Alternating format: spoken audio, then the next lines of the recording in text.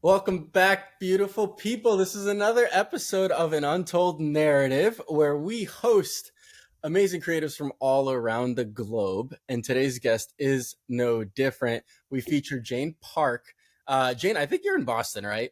Yes, I am in the Boston area.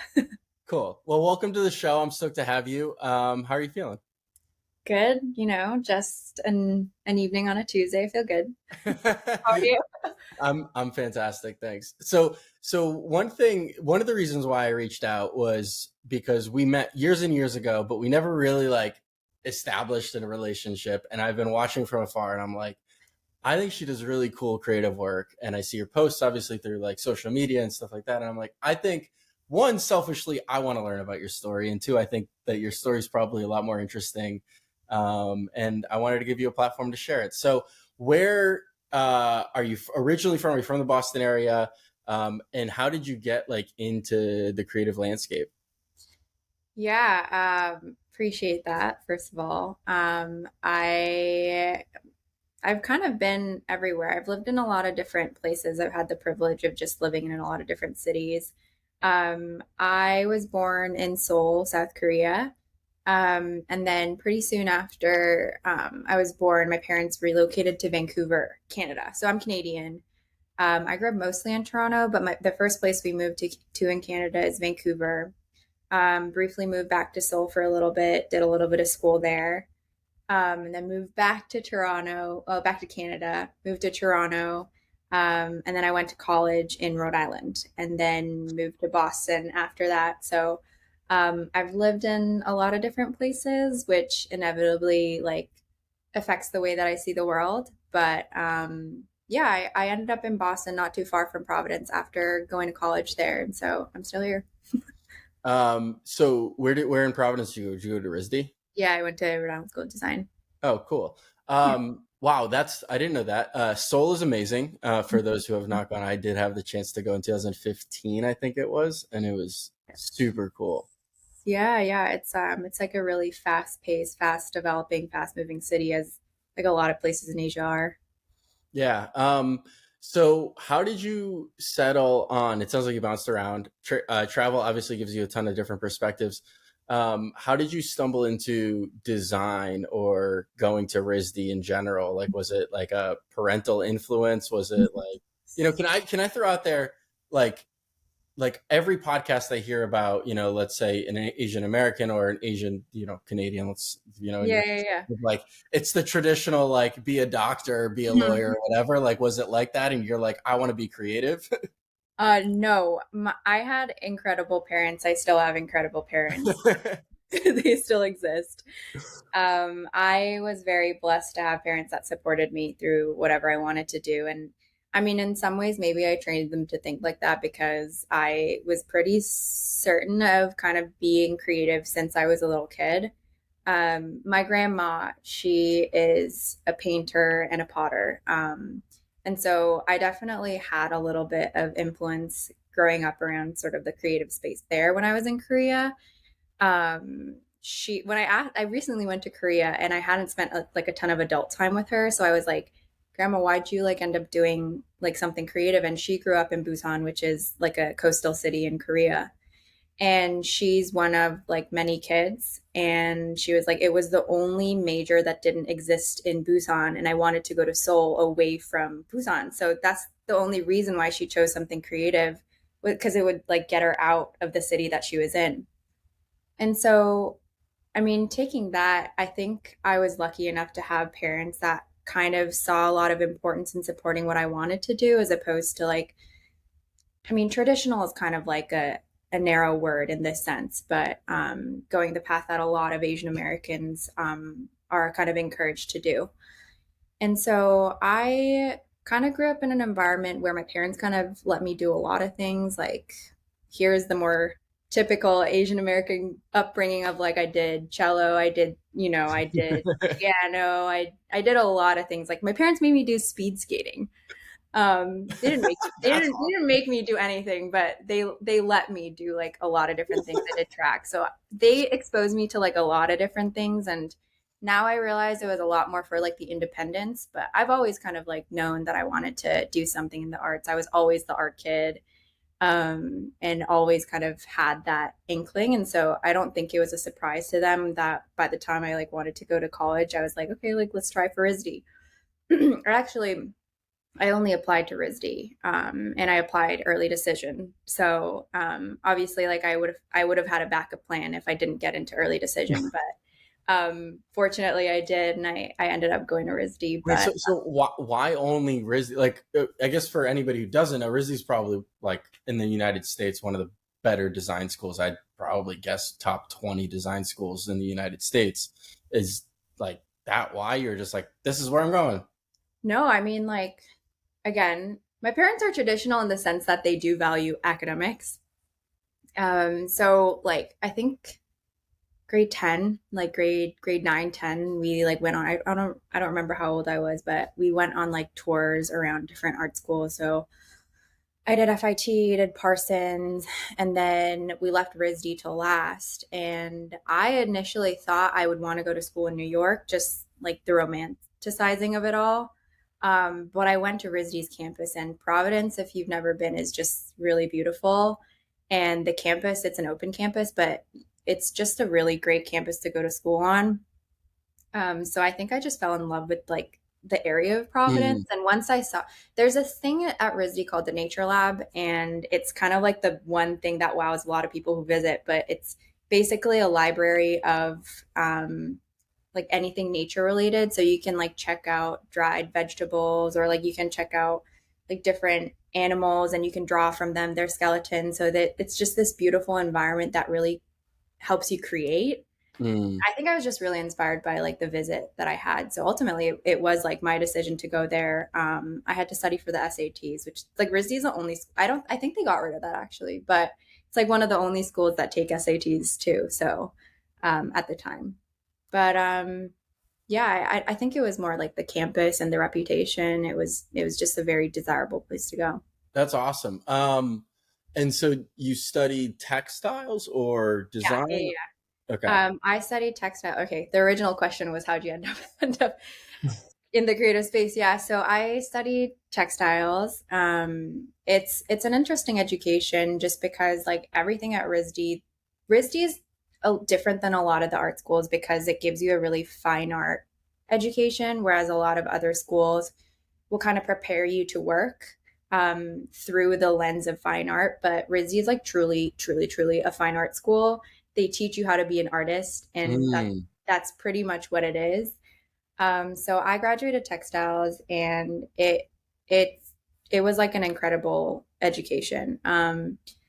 You learn how to think a certain way, and you kind of grow. It's a major that gives you a fine art lens, a way of thinking, but also gives you like very hard skills and a niche set of skills like you learn how to hand weave, hand knit, silk screen, and then you eventually get to industrially knitting, programming for that, and industrially weaving and programming for that. And just the accessibility to the skills that not a ton of people have is incredible. So I graduated textiles and felt so happy with kind of the knowledge that I had. I mean, I can geek out about it like all That's day. That's so rare because, like, I don't know, everybody I talked to like had like a mediocre college collegiate experience, or like they were like, oh, it's fine. I actually had the same as you. Like, I went to Wentworth in Boston for Okay, industrial design, and like I loved my experience there. Like, I thought it was yeah. like the school set you up to like get as much as you wanted to put in out, and Mhm. like I thought that was so spectacular. And it sounds like it was the same for you. Um, I personally like, I guess if I'm going to school and it's like a very fine arts and like artsy kind of education, like, did you at any point did you feel like, what am I going to do with my life after I graduate? Because like I feel like if you think about it and you don't work like in the footwear and apparel space, like what jobs come up like is like a normal thing like to bring like a textile degree to. Yeah, I mean, textiles is one of the okay, first of all, I don't think I was like smart enough to even like think about what I'm gonna do after. Like when you're in it, you're like not sleeping, you're just doing what you're, like you're not old enough to have like a lot of common sense. I mean, maybe some people do. I for sure like didn't, but you textiles is a special one. Like you graduate with a lot of different possibilities because you have like such a specialized skill. Um, of course, like when I talk to a lot of my peers or like people around my age, a lot of people had very different college experiences. Like RISD is a very special place to go to school, and it's tough. It's like very, very tough, but a lot of people out of textiles have varying jobs because it is such a skill that kind of crosses a lot of different industries. Like there are medical textiles, there are textiles at the Defense Department, and like Mm, there's government, there's research textiles, but then there's also like fashion, there's interiors, there's also surface design, there's also sure. color design. It's like footwear, it's anything that has like a surface, like, and everyone has a relationship to textiles. That's like what I love about it. It's like you wear the clothes that you're in, like you have drapes, like you have a couch, you have a bed, like those are all textiles and someone Mm. made them and someone had to create them. So every single person like has a relationship with it. And so you kind of like come out of RISD Textiles being like, all right, like what do I want to do? They really do encourage you to be an independent artist at the end of the day. Like they're not going to say that, but that's ultimately the goal. They want to raise artists and fine artists. But I have friends who a lot of them are doing like color design, surface design, print design. That's like one category. There are people who are like doing research or assisting artists in their field or being an artist themselves, working with galleries. One of my best friends in Boston does a lot of like research based textiles, medical textiles, and so it really varies. It's like such a wide range. That's I've never heard somebody break it down like that. And it's funny because like when people are like, "What's industrial design?" I'm like, look around you. It's like the Yeah, it's like everything. of all products. So like Yeah. hearing you compare that back to me, I'm like, I've never thought of it that way, which is pretty amazing. Mhm. So you come out of college, and you obviously now are hopefully feeling the pressure of like, oh shit, I gotta figure something out. What was your first gig out of school? Was it what you wanted? Did you like strategize about it? Did you like pre-apply to places? Like, how did you approach it? Yeah. It's interesting. Like, I am a textile artist by training and apparel designer by trade. And I kind of ended up in apparel design. So I guess like jumping back here, when you're in junior year, like everyone's scrambling to find an internship. Everyone's kind of looking for something to do. Meanwhile, like we're also not getting sleep, working our asses off, like doing a lot of different things. And so I'm like traveling back and forth to New York on like a day trip to do interviews. Like people are scrambling. Anyway, in junior year, I took an internship in New York with Helmut Lang as a menswear design intern, which I probably wasn't even qualified to like be doing because I didn't study apparel design, but I did know how to use Illustrator. So that was like, I think, what allowed me to be in the position that I was in at the time. So I was churning out flats, which are computer aid CADs of apparel to pass off to the tech designers or the factory to then create a technical garment. So I was churning out flats, and it was like my first understanding of how product went from like design, drawing into like creation, like the sampling stage and everything. So that was kind of like my first exposure to it. And it was a crazy time. Like I was sharing a bed with my best friend for like, I don't know, like 4 months, however long an internship was in New York, because it's like it's expensive out there. But it was a fun time. I learned a ton, a ton, a ton. So after that, graduating out of college, like I didn't realize at the time, but your internship experience dictates a lot of what you end up doing in the future. Just not the future, but like your first job out of college, because that's the only like solid piece of evidence that you can do something that Mm, people are going to look at you for. And so my first gig out of college was being at Reebok as an apprentice. So I think my title was apparel design apprentice in innovation. cool. So I was doing a lot more like textile based research stuff, a lot of more like future facing stuff, not direct products that were being produced at the moment. And obviously, like my textile background helped with that because a lot of future state stuff ends up being textile based stuff or research based things. And so I was there for a little bit. And then my second gig out of that was with Bodega. I had identified at my time at Reebok that I wanted to do a little bit more design driven, like make pretty much like to make things prettier. So I was a little bit more interested in like the designing as opposed to the researching. So I kind of got my jump there with designing alongside Drew, who I know you know as well. He's been Uh, on the podcast. yeah, I saw. So yeah, I was doing some products alongside him, working on a little bit more of the private label stuff and like various products that came out of it because it was just me and him doing the things and So talk like I want to pause there for a second because like it's funny like being in this Bostonian yeah. Providence ecosystem. Like there's like obviously a ton of apparel and footwear brands, but like there's some brands that like everybody's like, oh, I'd like to work there one day.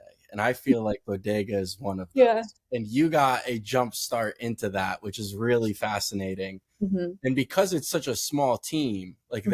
it's not a massive organization. The output is crazy, but it's a small team. And it's still like owned by the same founders and stuff like that. So talk about your experience there, Yeah. because like it is a brand that like everybody looks up to because of the work and the quality of work that they do. Yeah. I mean, Bodega is definitely a Boston staple. It's like everyone knows about it. Or I feel like a lot of people, if you're creative in the city, like either ends up crossing paths with it some way or somehow, or it's like it's very present in the city. And that's what's great about Bodega is like they're a lot more community based and like they're in the city and truly in Boston.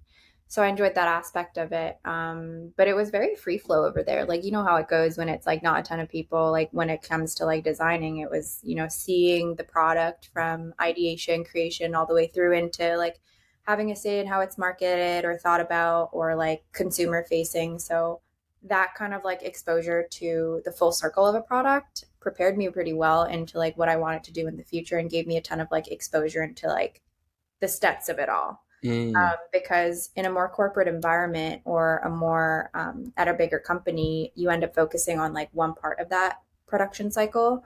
And so being at Bodega kind of gave me like the nitty gritties of like other things that are involved in the full cycle of it all.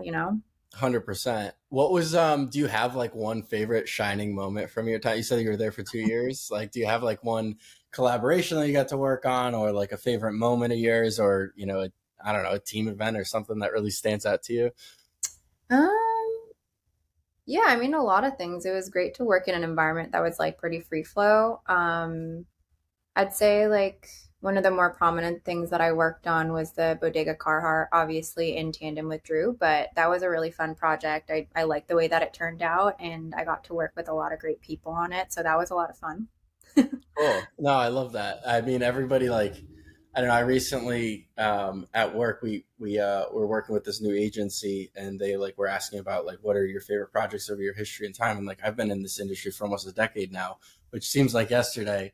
But like I'm rattling off all these amazing projects. I'm like, oh shit, I haven't thought about or reflected on this stuff in so long, and like you just kind of like get lost in the day to day over the years, and like you forget about all the amazing work that you end up doing. Yeah, yeah. Um, outside of like the general day-to-day apparel designer, Jane, like what are some of the things that like you love to work on? I saw that you like to focus on a ton of other extracurricular art. I don't know if you'd classify them as art projects or textile projects, or just like you have your own studio. I don't really know, but it looks really curated and really like nice. And so definitely want to make sure that we talk about that and kind of what your intent or the why behind it. Yeah, I mean, I don't really know how to categorize it either. It's like, I don't know. I mean, it's it's interesting going back to RISD being like a very interesting place to go to school. Like, I think almost everybody that I know went to RISD has their job and like something else. It's Mm, like, I don't know, it's like some sort of like training or like brain wiring, but obviously there's this urge to create outside of what you do professionally. and just like the freedom to do whatever. So yeah, I have TGS, Textile General, and I do that in tandem with my creative partner, Adrian. So that's like a huge, fun, very fulfilling project that, that keeps me going. And then I also have like my more fine art pieces that I don't have a ton of time to work on. I wish I had more of it, but it's like one of those things where it's like, oh, like I got to make that piece. Oh, I have this idea for like this piece. And like you keep thinking about things, but it's like the time to execute it all is like, it's like so little. So I try to keep up to date with it. I mean, I'm working on a project now where I do one show in Toronto every year for the past, I think it's been 3 years. So at least like I at least make one piece a year that I know I need to make. Oh, that's awesome. How the $1 million, I mean, you kind of briefly touched on it. The $1 million question for, I think, all creatives in our scope is like, we do so many different things, but Is it balance? Is there's it never balance? there's never enough time, and like the Yeah. balance, and like it sounds like you just kind of do whatever like the idea sparks in your brain, or like are you like mathematical about it? Are you strategic about it? Do you write it in a journal every morning of like, here's my plan for the week? Like, how do you tackle doing the work on the day to day, and then also like all these creative, exercises in your spare time? Um, I like to say balance is a myth, or at least like at this stage in my life, it's like a myth. Maybe as like I grow older or like things change in my life, priorities will also change. But for now, like I'm like, it's not for me like about balance as it is about like steadiness in like what I do. Um, yeah, there definitely is like not as much time as I want there to be in order for me to get everything done. But it's also like my energy level too. It's like sometimes at the end of the day at work, like I'm exhausted. All I can do is like watch TV, you know? Hmm. But when I do have the pocket of time, like I'm like kind of starting to identify in my life, like what I'm passionate about versus like what I'm good at, you know? And identifying the difference between the two, and also identifying the difference between like, okay, what's creating that'll make me tired and what's creating that'll make me happy. Like, obviously, there's a difference between the two. And so the more, I mean, there's also just the itch to create too. Like if I'm not making anything, or like I have this idea but I don't have the time to do it, it irritates me. So I just got to do it. And if it doesn't work out, it doesn't work out, but at least I did it. So like all those like conflicting thoughts and like all those urges ends up being like just like doing stuff all the time. And it's definitely a lot. Everyone, I mean, we definitely live in a society where like people pride themselves as being busy, but um in reality, like you just have to find steadiness to do what you want to do and be happy, or at least like try to be happy with like what you're producing. But like for people who create, and that like that's just in their nature, it's like when you want to make something, you got to make something. I don't know. I love that. The steadiness framework is new. I've never heard that either. Like it framework that way. Um, are you happy today? Oh my God, that's like such a loaded question. Um, I mean, I don't see why I'm not happy. I think that there are things, I don't think it should be like, again, I think it's steadiness. I'm happy. Of course, I'm happy. I think there's a lot of blessings in my life. And so looking at all the things that I've been blessed with, I am happy for sure. And I'm very, very lucky and fortunate to be where I'm at when it comes to just like creating, like doing the things that I want, having a roof over my head too. So it's like there is definitely happiness in that. But I think it's hard to live in the moment and not Mm, look at what's next. yep. And so being more present, as I'm sure a lot of people like strive to do and talk about, is very important. And that I think grounds you and again steadies you too. So What's what's one area that you think you need to improve on the most in order to be like, oh, like happiness is a fleeting thought or feeling, but like to the majority of your life to feel that way, like is there something that you subconsciously think you have to work on, or is it just what you said and articulated of like being more present? Yeah, I mean, like, I think there's a difference between like joy and happiness. You know, I identify joy as being a little bit more like consistent and steady in my life and something that I want to look for. You know, I'm Christian, and so obviously there's that aspect of me finding centeredness and like my identity in that. Um, and but when it comes to kind of like things I need to improve on, I probably say like being okay with disappointing people and also just people pleasing. These are things that I'm consistently working on and um, I'm learning as I go, you know. But those are definitely two things that I know I need to improve on and I can consistently think about. Um, yeah. Yeah, no, I think that that's a really good framework between joy and being happy. Joy is definitely something that can withstand, I guess, emotions and like Yeah. outside forces on a day to day. Um, what's something that you're like really excited about, like coming up or in the future, or you know, or tomorrow, or just like or like how do you think about your week by week or day by day, like or do you have a 6 month plan, a 5 year plan, like?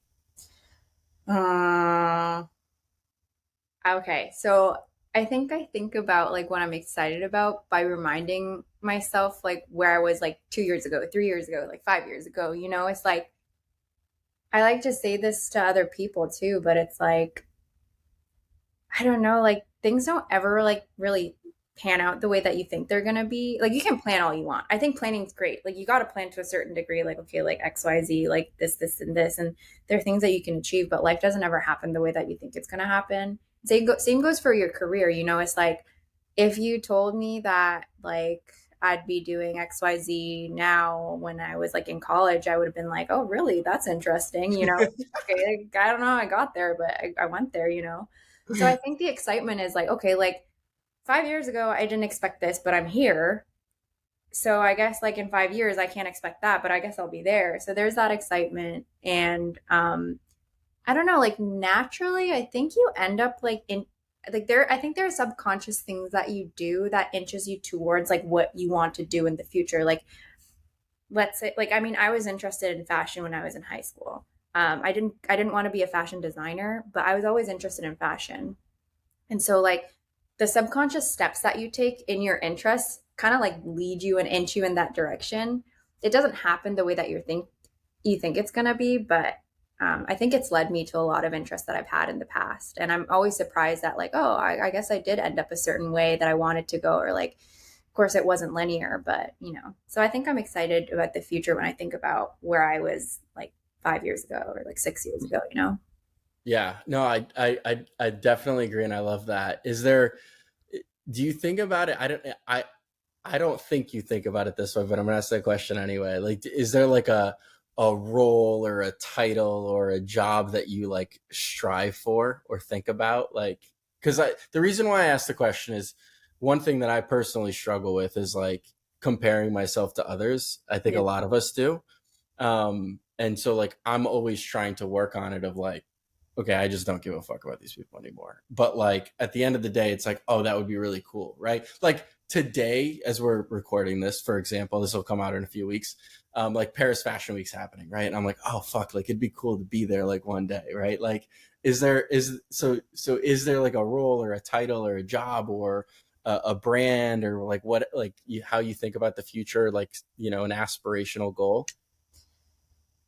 I mean, you're right, and I don't think about it that way. Like, I don't think about, oh, like I would like to be this title at this company or anything. Like, I think what I think about when when I want to achieve something, or like when I think about what I want to do in the future, I think it's like freedom from like the stresses that I have because I'm comfortable in myself. So my achievement more so has to do with like I want to love myself and like what I'm doing and be so happy in that that I don't have to care about like the surrounding. I think that's the goal at the end of the day for me. It's not like a name, a brand, or like a role. I think it's more like life stuff. Like if you're talking like actual things, like I want like a peaceful home to be in. Like I want a backyard. Like all these things are a little bit more like what I think about. Um, but yeah, I wouldn't say it as much. It's as much it's about like the role or the brand, but more so about like the confidence that I have in myself and the happiness in what I do. That kind of like allows me to truly, truly be myself and be excited in the work that I'm doing without comparing myself to others or like thinking about what's next, what's that. Like I want to get to a point in my life where I'm so confident and like loving in myself that I can do other things without the insecurity. So is there a follow-up question based on that amazing answer? Is there something that's like holding you back from reaching that point? Like outside of like maybe money to buy a peaceful backyard and blah blah blah. But like, is there something like fundamental that's like holding you back from achieving that? I mean, if I had the answer to that, I feel like I'd be there. Okay, um, so we're not there yet. yeah, yeah. We're not there yet. I'm trying to figure it out. I don't know. I think it's always like,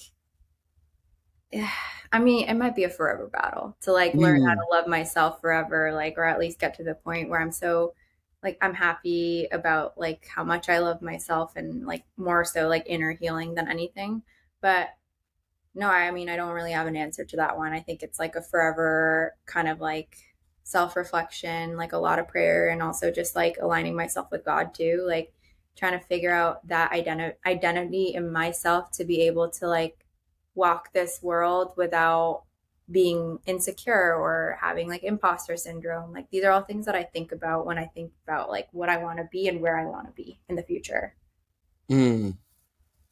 Is there something that like separates you as a creative versus others, or that you think about like what makes you really good or talented, or is it your perspective? Is it the way that like you like see or understand garments or textiles, or um Um, I don't think that I would be any better than anyone else, but I do feel like I have a ton of like niche knowledge on textiles. Like I can obsess over it and I can be like super geeky over it, but there are also like a ton of textile nerds out there that have the same perspective. But I think I'm in a unique position currently where my profession is more like apparel design, but I have this kind of like back area of knowledge on textiles and textile engineering and textile kind of product and stuff like that that helps me really be good at what I do today. But I wouldn't say necessarily that I'm like better than anyone else with so it. You the reason I'm going to give you context, because if you're listening to this interview, you might think that I just jumped to a random question, but there was actually context or a rationale to me asking that question out of the blue. um the way that you've been speaking about your work and like kind of what makes you happy and like figuring stuff out, it really sounds like you don't have an ego to yourself, and like you don't like you speak so freely, and like that you're not above anybody else, or and even in that last answer you're like, yeah, there's other textile nerds, but like, yeah, I like know my niche, but there's also like a million other people who can do this, and like it feels so egoless and so refreshing and free. Have you ever thought about that? Like, do you think you have an ego, or like have you just like completely figured out a way to remove it? No, everyone has some amount of ego. Like I get butt hurt pretty easily. I don't know. It's like I guess it's just like I wouldn't say well, let me put it this way. It's like in a working environment, you don't get to choose the people that you work with. And you're put in a room where you have a choice of being like an easy person to work with and being a kind and respectful person versus like, seeing my own way and seeing that I'm right, XYZ, whatever. Of course, you need to have some amount of charisma and assertion in those types of environments. But I think that, and I say this a lot, I think being easy to work with isn't like something that comes naturally to a lot of people. And I mean that in a way where it's like a skill. Like being easy to work with is a skill. Like you have to own it, you have to work on it and kind of identify certain things to be able to say, like, all right, that's cool. Like I'm going to be like an easy person to work with. And so, given given that fact, like I try to be as easy to work with as possible in whatever situation by like approaching with kindness and knowing that I'm like not always right. I can voice an opinion, but that doesn't mean I'm always right. But it's also like a really like delicate balance between being relatively young Asian and female in like a corporate workspace too, just like making sure that I have enough of a presence, but also doing it respectfully and also being, again, an easy person to work with. So I don't know that it's about like ego per se. I think it's more about like the way that you're positioning yourself to make sure that other people also feel respected and putting a lot of other people first. I don't know. I think that's amazing that you have that perspective.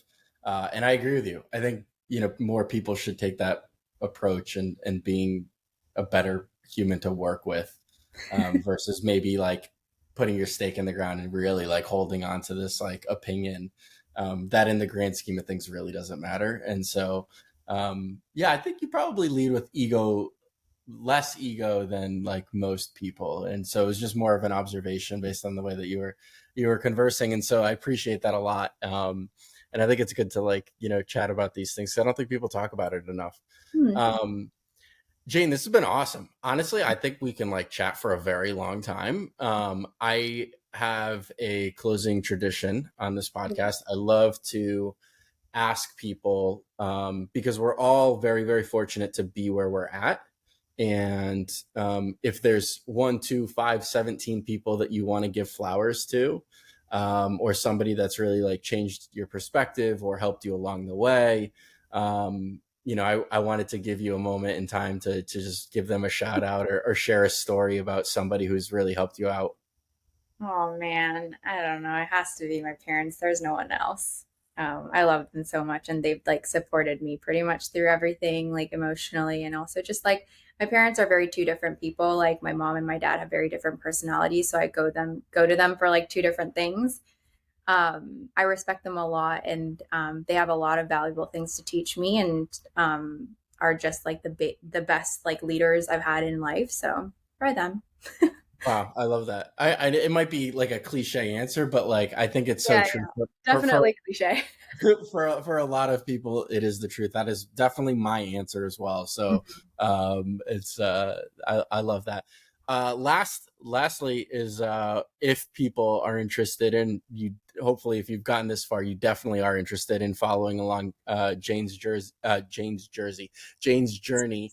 Um, where can people follow along? Do you love a specific social platform more than others? We talked about it off script, but you don't have a website. You kind of have wiped that clean. So, um, where can people follow along, or if they have a question to reach out to you, where would you lead them? Yeah, I'm definitely on Instagram an unhealthy amount. So at Jane Park. Yeah, at Jane Park on Instagram is probably the best place. Amazing. I love that. Cool, Jane. Thanks so much for joining us. This has been a lot of fun and super insightful. And I'm stoked that you joined us and had a chat for a little bit. No, yeah, I appreciate it, David. Thank you for your time too.